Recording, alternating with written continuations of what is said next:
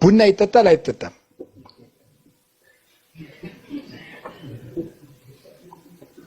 ቡና ይጠጣል አይጠጣም? በቃ ጥሩሽ። እኔ አሁን ቡና ይጠጣልም አይጠጣምም አልልም። መልሱ ሌላ ጊዜ እነግራቸዋለሁ፣ ርዕሰ ጉዳይ ስላልሆነ ማለት ነው። ግን በቡና መጨቃጨቅ ራሱ ኃጢአት አይደለም? መንገራችሁ ቆይ፣ እውነቴን እኮ ነው። ትንሹን መልቀም ማለት ምን አለው? ነፍስ መግደል አለ የለም? አለ። ጥንቆላ የለም? መጠን ያጣ ግብረ ሰዶማዊነት የለም? አለ። ዘረኝነት የለም? ክደት በስቶ የኢትዮጵያ ምዕመናን በሙሉ ወደ ክደት እየተወሰዱ አይደል? በየሜዳው ሄደው እዚያ የሚዘለው የሚጨፍረው እኮ ከኦርቶዶክስ የወጣ ነው። አላያችሁትም? ያ እየተወሰደ እኛ ቡና ይጠጣል አይጠጣም? ይጠጣል አይጠጣም? ይኸውልህ ግመል ውጦ ምን መጥፋት ነው? መርፌ መጥፋት ማለት ይሄ። በትልልቅ ርዕሰ ጉዳዮች ላይ መወያየት ሲገባል፣ በምስጢረ ሥላሴ በምስጢረ ሥጋዌ ቤተክርስቲያን እንዴት እንጠብቅ፣ የወጡትን እንዴት እንመልሳቸው፣ ያሉትን እንዴት እንጠብቃቸው ማለት ሲገባል ይጠጣል አይጠጣም? ሊቅነት ሲጀመር ጉዳይ መሆኑ ራሱ እኮ የሚገርመኝ ነው። እየሰማችሁ ነው? አረ እንደው የማንለው ነገር የለም። በዚህ ብንዘረዝረው ብዙ ምንለው ነገር አለ። አሳ ይበላል አይበላም? በጾም አይበላም። መልሱ ይሄ አይበላም፣ አይበላም። ቅዱስ ጳውሎስ ምንድነው የአሳ ስጋ ምንድነው ነው ያለ? ሌላ ነው አይደል? የአሳ ጎመን አላለም። የአሳ ምንድነው ያለ? ስጋ ነው። ስጋ ነው፣ አይበላም። ግን ይበላል አይበላም? ጉዳይ ራሱ ማምጣት፣ ይሄ ወደ ቤተክርስቲያን የቤት ስራ ማምጣት በራሱ ስንት ጉዳይ ያላትን ቤተክርስቲያን፣ ስንት መከራ ውስጥ ያለችውን ቤተክርስቲያን ትንንሽ ጉዳዮችን ይዞ መምጣት። ጾሙ በ14 ነው የሚገባ በ15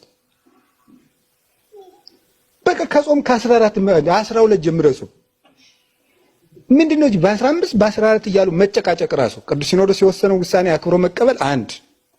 ኧረ ጾም አንሶኛል ካል አንድ ህዳር 1 ጀምረህ ጾም። በዚህ ነው የሚገባ። ይሄ በራሱ ግመልን መዋጥ ነው። ይሄ ቤተክርስቲያን የቤት ስራ ውስጥ ናት፣ መከራ ውስጥ ናት። ስደት እየተሰቃየች ነው ያለችው። በብዙ ሰዓት እየተጠበሰች ነው። አይን ያለው ሁሉ በቀይ አይኑ የሚያይ ቤተክርስቲያን ነው። እግር ያለው ሁሉ የሚፈጥን እሷን ለማቃጠል ለማጥፋት ነው። በዚህ ቤተክርስቲያን ላይ መከራ አንሷት ነው ወይ? ሐሳብ እያመጣን መከመር፣ ሐሳብ እየመጣን መከመር። አረ ሌላም በጣም ብዙ ነገር ነው። በቃ እንደው ዝም ብሎ እንትን የማይባል ነገር የለም። ለመክሰስ ስባት ይባላል ብሎ ሊጠይቅ ይችላል። ሰው ነው ለምሳ ብቻ ነው ሰው እኮ መከረኛው ነው። እንደው ሰው ያልገባው መከራ የለም። አሁን ይሄ ሁሉ ምላችሁ ለምንድን ነው? እንደው ችግር አላጣንም፣ እባካችሁ ችግር አላጣንም። በትንሽ ነገር መጨቃጨቅ፣ ትልቅ ነገር እያለን፣ ትልልቅ ጉዳይ እያለብን፣ ትልቅ ዓላማ እያለን፣ ትልቅ ጉዞ እያለን፣ ፊታችን ላይ ዘንዶ አፉን ከፍቶ እየጠበቀን በትንንሽ ነገሮች እየተባላን ቤቱን ማቁሰል፣ ቤቱን መፍታት ጉዳይ ያጣን። እኛ እኮ መከራ ያጣን ሰዎች ነን። እኔማ ጋውን ሳይው ምን ማለት እንደሆነ ገብቷቸዋል። መከራ ቸገረኝ እኮ ነው ይሄ ማለት። ወይ ጉድ! ሰይፍ እያለቁ ወንድሞቻችን እህቶቻችን እየታረዱ እየሞቱ ዛሬ ያየነው ነገ እያጣ ነው። በትንሽ ነገር መጨቃጨቅ እና ይሄ ነው። ከቃሉ ጋር ናችሁ? እንደው ልንገራችሁ፣ ቤተ ክርስቲያን ውስጥ ገብታችሁ ራሱ እንደዚህ ይላል እንዴ! አንድ ቅዱስ ጻድቅ ነው ከበረሃ አባቶች አንዱ እና ምንድነው የሚለው? ወንድምህ ቤተ ክርስቲያን ውስጥ ንባብ እያነበበ ንባብ ሲያበላሽ ስትመልሰው የሚቆጣ ከሆነ ቶው ንባቡን አንተ ዝም ብለህ በልብህ እየመለስክ ስማ ይላል። ንባቡ እንዳይነጥብ አንተ በምን መልሰው ነው? በልብህ እየመለስክ ቶው ዝም ብሎ እንደ ፈረስ ይጋልብበት። ያያችሁ ለፍቅር የሚከፈልን ዋጋ እያለው ቃል እግዚአብሔር እንኳን እያበላሸ ቢሆን የሚቆጣ አይነት ሰውዬ ከሆነ ምን በለው ነው? ቶው አንተ ግን ቀለሙን በልብህ መልሰው ነው።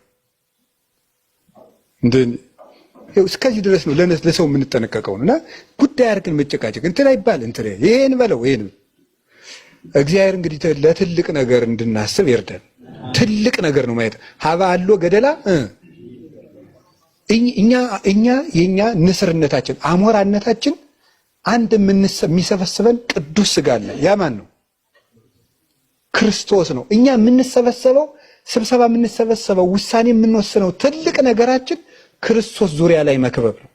ጥቃቅን ነገሮች ላይ አይደለም እኛ የምንከበው። እኛ የምንከበው በክርስቶስ ዙሪያ ነው። ይሄንን ያደረግን እንደሆነ ከግብዝነት እንወጣለን። ግብዝነት በጣም ብዙ ነው፣ ይብቃል። ከዚህ